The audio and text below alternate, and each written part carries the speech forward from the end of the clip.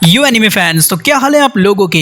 तो भाई लोग, आज हम बात करने वाले हैं इस वीडियो में माय हीरो एकेडेमिया के सीजन 4 एपिसोड नंबर 3 के बारे में। तो स्टार्ट करते हैं इस एपिसोड को। एपिसोड की शुरुआत में सर नाइट आई कहते हैं, तुम अपने ये फेस के साथ क्या कर रहे हो। ये सुनकर मिडोरिया की हवा निकल जाती है। फिर नाइट आई कहते हैं, तुमने ऑल माइट का फेस बनाने की कोशिश की है, वो भी उनके फॉर्मर साइडकिक के सामने। ये कहकर वो मिडोरिया का फेस पकड़ के बोलते हैं, उनके नॉर्मल फेस के रिंकल 0.6 सेंटीमीटर हैं। इसके साथ ही उनके सिल्वर एज में रिंकल 0.8 सेंटीमीटर थे। ये बात तो उनके एक्शन फिगर बनाने वालों तक को पता है, क्या ये तुम जानते नहीं हो। उसके बाद मिडोरिया अपने आसपास ऑल माइट के पोस्टर देखता है और अपने मन में सोचता है, इस रूम के हर एक कोने में ऑल माइट के पोस्टर हैं और यहाँ तो ऑल माइट की 10th एनिवर्सरी तक का पोस्टर है जिसे मार्केट में नहीं लेके आया गया है। मुझे भी ये पोस्टर चाहिए। और फिर मिडोरिया नाइट आई को देखकर सोचता है, ये मुझे ऑल माइट के बहुत बड़े फैन लगते हैं। फिर नाइट आई कहते हैं, ये मुझे पसंद नहीं आया, तुम यहाँ से जा सकते हो। तब मिडोरिया कहता है कि आपको विनेगर रिवर बैंक इंसिडेंट याद है, एक मिडिल स्कूलर जिसका क्वर्क था वाटर की प्रॉपर्टीज को मैनिपुलेट करना,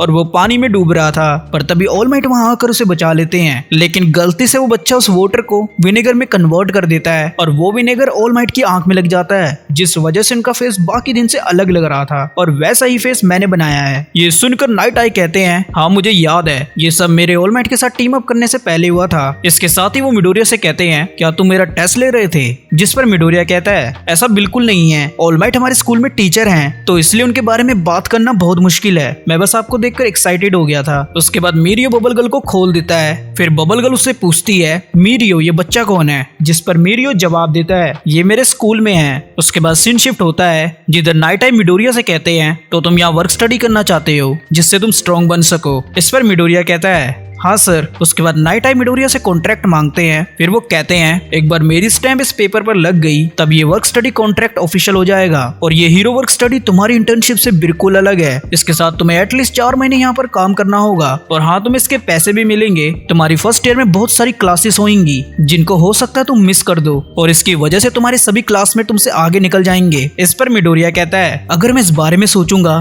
कि बाकी लोग क्या कर रहे हैं तो मैं कभी नंबर 1 नहीं बन पाऊंगा। उसके बाद हम लोग देखते हैं नाइट आई स्टैम्प को उठाते हैं पर वो पेपर के साइड में लगा देते हैं और वो बोलते हैं, मैं समझ गया, तुम्हारा यहाँ पर वर्क करना तुम्हारे लिए अच्छा होगा, पर इससे इस एजेंसी का क्या फायदा होगा। यहाँ पर 2 साइड किक और एक वर्क स्टडी स्टूडेंट है जिनके साथ ये एजेंसी अच्छे से चल रही है, तो मैं तुम्हें क्यों रखूं। तुम सोसाइटी के लिए क्या करोगे और तुम दूसरों के लिए यूजफुल कैसे होगे। अगर तुम्हें इस एजेंसी में ज्वाइन करना है तो तुम्हें इन सभी सवालों का जवाब देना होगा। ऑल माइट ने अपनी पावर से और ह्यूमर से प्रूव किया है और उन्होंने उन लोगों को उम्मीद दी है जो क्राइम से डरते थे, इस वजह से लोग उनको इतना मानते हैं। फिर मिडोरिया कहता है, आपने सही कहा, मुझे ये पता लगाना होगा कि कैसे मैं सोसाइटी के लिए यूजफुल हो सकता हूँ। उसके बाद नाइट आई कहते हैं, अगर तुम ये बताना चाहते हो कि कैसे तुम सोसाइटी के लिए और मेरी कंपनी के लिए यूजफुल हो सकते हो तो तुम्हें अपने वर्ड से नहीं एक्शन से प्रूव करना होगा। अगर तुम मेरे अंडर काम करना चाहते हो तो तुम्हारे पास सिर्फ 3 मिनट है। इस स्टैम्प को तुम मुझसे छीन कर तुम्हें अपने कॉन्ट्रैक्ट पर इसे खुद लगाना होगा। ये सुनकर मिडोरिया की सिट्टी बिट्टी गोल जाती है। फिर नाइट आई बबल गर्ल और मीरियो को बाहर जाने को कहते हैं। उसके बाद वो दोनों बाहर चले जाते हैं। तब नाइट आई मिडोरिया से कहते हैं, मैं तुम पर अटैक नहीं करूंगा, अगर तुम चाहो मुझ पर कैसे भी अटैक कर सकते हो, तुम इस रूम की फिक्र मत करो और आओ स्टैम्प को ले लो। फिर मिडोरिया अपने मन में सोचता है, सर नाइट आई का क्वर्क नहीं, अभी इस बारे में सोचने का टाइम नहीं है, मुझे स्टैम्प को उनसे छीनना होगा नंबर 1 हीरो बनने के लिए। ये कहकर मिडोरिया स्टैम्प लेने के लिए नाइट आई की तरफ बढ़ता है, लेकिन नाइट आई डॉज कर लेते हैं और वो कहते हैं, मैं तुम्हारे सारे मूव्स को देख सकता हूँ। फिर हम लोग देखते हैं मिडोरिया कई बार स्टैम्प लेने का ट्राई करता है पर हर बार नाइट आई उसे डॉज कर लेते हैं। उसके बाद हमें बताया जाता है सर नाइट आई के क्वर्क के बारे में जो है फोरसाइट, जिससे वो किसी को भी टच करके या उसकी आंखों में देखकर 1 घंटे के लिए उस इंसान के हर एक मूव को देख सकते हैं। फिर मिडोरिया अपने मन में कहता है, मैं जितने भी मूव ट्राई कर लूं वो हर बार डॉज कर लेते हैं, कोई तो ऐसा तरीका होगा उनके क्वर्क को सरपास करने का। उसके बाद नाइट आई कहते हैं, मुझे तुमसे बहुत उम्मीद थी, तुम्हारे पास पावर है सिंबल ऑफ पीस बनने की, पर तुम एवरेज हो। ऑल माइट ने गलती कर दी तुम्हें अपना सक्सेसर चुनकर, ये पावर मीरियो के पास होनी चाहिए थी। फिर मिडोरिया कहता है, आप किस बारे में बात कर रहे हो। इस पर नाइट आई कहते हैं, मुझे गलत मत समझना, मेरे दिल में ऑल माइट के लिए बहुत रिस्पेक्ट है, पर मुझे समझ नहीं आ रहा है ऑल माइट ने तुम्हें अपना सक्सेसर क्यों चुना, तुम कैसे ऑल माइट को सरपास कर सकते हो। इस पर मिडोरिया अपने मन में सोचता है, मैंने पहले इस बारे में नहीं सोचा, पर मुझसे पहले भी 1 फॉर ऑल के कैंडिडेट होंगे, इसका मतलब वो कैंडिडेट टोगाटा था। क्या टोगाटा को इस बारे में पता है, क्या ये ऑल माइट को पता होगा। उसके बाद नाइट आई कहते हैं, तुम्हारे पास अब सोचने का समय नहीं है, क्या तुम थक गए हो। जब मीरियो ने मुझे बताया कि वो तुमको मुझसे मिलाना चाहता है तब मैं बहुत सरप्राइज्ड हुआ, लेकिन मुझे लगता है तुमसे भी अच्छे कैंडिडेट हो सकते हैं वन फॉर ऑल के लिए। ये सुनकर मिडोरिया अपने मन में ऑल माइट की बात को याद करने लगता है जिसमें उन्होंने कहा था तुम भी हीरो बन सकते हो और अगली बारी तुम्हारी है। फिर मिडोरिया अपने मन में बोलता है सर नाइट आई का क्वर्क फ्यूचर को देख सकता है, लेकिन मुझे ये नहीं पता वो फ्यूचर कितनी दूर तक देख सकते हैं, तो इसलिए मुझे और भी ज्यादा मूव और स्पीड को यूज करना चाहिए। ये कहकर मिडोरिया फुल स्पीड में यहाँ से वहाँ मूव करने लगता है और फिर वो स्टैम्प को छीनने जाता है, पर फिर से नाइट आई उसे डोज कर लेते हैं। तब नाइट आई कहते हैं तुम्हारी ये मूवमेंट बिल्कुल ग्रैंड टोरिनो की तरह थी। उसके बाद मिडोरिया फिर से फास्ट मूव करता है। ये देखकर सर नाइट आई कहते हैं तुम कुछ भी कर लो, मैं तुम्हारी हर एक मूवमेंट्स को देख सकता हूँ, और वो मिडोरिया को कहते हैं 2 मिनट हो चुके हैं। फिर हम लोग देखते हैं मिडोरिया बार बार स्टैम्प को लेने का ट्राई करता है, पर नाइट आई उसे हर बार डोज करते हैं। उसके बाद नाइट आई कहते हैं जब ये टेस्ट शुरू हुआ था तुम तब से डाउट में हो, ऑल माइट ने तुम्हें कुछ तो सिखाया होगा। जो हीरो आज टॉप पर हैं वो कभी खुद पर डाउट नहीं करते हैं, जो इस बात को समझते हैं वो अपने प्लान के साथ एक्ट करते हैं। तुमने कहा था मैं तुम्हें एक्नॉलेज करूं, उतना ही मैं कन्विंस हो रहा हूं कि तुम एक फेलियर हो। ये सुनकर मिडोरिया कहता है उन्होंने मुझे कहा था मैं कर सकता हूं। फिर नाइट आई कहते हैं किसने तुम्हें कहा था? तब मिडोरिया कहता है नंबर 1 हीरो ने। ये कहकर मिडोरिया बहुत सारी बुक्स को नाइट आई की तरफ फेंक देता है और कहता है आपने कहा था कि मैं इस रूम की फिक्र ना करूं। उसके बाद मिडोरिया बुक्स के बीच में से निकलकर नाइट आई की तरफ बढ़ता है, पर नाइट आई इस बार भी उसे डोज कर लेते हैं और मिडोरिया दीवार से टकरा जाता है। फिर वो कहता है अभी ये खत्म नहीं हुआ है, जिस पर नाइट आई कहते हैं ये खत्म हुआ क्योंकि 3 मिनट हो चुके हैं। तुम हो ऑल माइट के सक्सेसर,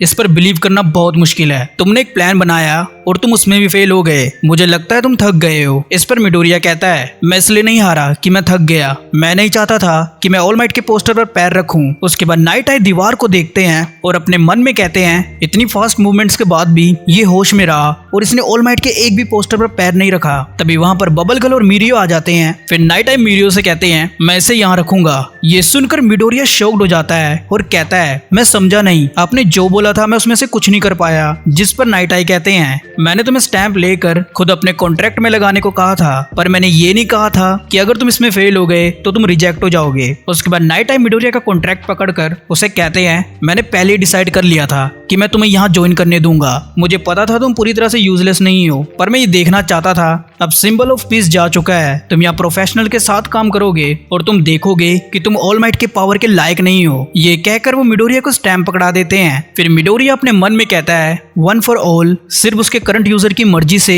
किसी और को दिया जा सकता है, तो इसीलिए मुझे अपने साथ रख रहे हैं कि मैं गिव अप कर दूं। ऑल माइट ने मुझे अपने सक्सेसर के रूप में चुना है, लेकिन सर नाइट आई से नहीं मानते हैं। उनका मानना है टोगटा मेरी जगह सिलेक्ट होना चाहिए था। फिर मिडोरिया कॉन्ट्रैक्ट में स्टैंप लगा देता है। उसके बाद हमें यूए का सीन दिखाया जाता है जहाँ मिडोरिया सबको अपनी एजेंसी ज्वाइन करने की बात बताता है। ये सुनकर सभी बहुत खुश होते हैं। तभी आइजावा उधर आ जाते हैं और वो कहते हैं टोकोयामी हॉक ने तुम्हें ऑफर दिया है खुद के साथ काम करने का। ये सुनकर सभी शॉक्ड हो जाते हैं, जिस पर हंटा कहता है वो तो नंबर 3 हीरो हैं। उसके बाद टोकोयामी ऑफर को एक्सेप्ट कर लेता है। फिर आइजावा क्रिशिमा से बोलते हैं अमाज़ाकी तुमसे मिलना चाहता है। ये सुनकर क्रिशिमा हैरान होता है और कहता है क्या वो मुझसे मिलना चाहते हैं? उसके बाद आइजावा उराराका और आसोई को कहते हैं हार्डो तुमसे मिलना चाहती है। ये कहकर आइजावा वहां से चले जाते हैं। उसके बाद हमें अगले दिन का सीन दिखाया जाता है जिधर मिडोरिया, मीरियो और बबल गर्ल नाइट आई के ऑफिस में होते हैं। उधर नाइट आई उन्हें कहते हैं आज हम 2 टीम बनाकर पेट्रोलर सर्विलेंस करेंगे और मीरियो तुम मिडोरिया के साथ टीम अप करोगे और मैं बबल गर्ल के साथ। जिस पर मिडोरिया कहता है ये पेट्रोलर सर्विलेंस क्या होता है? फिर बबल गर्ल उसे बताती है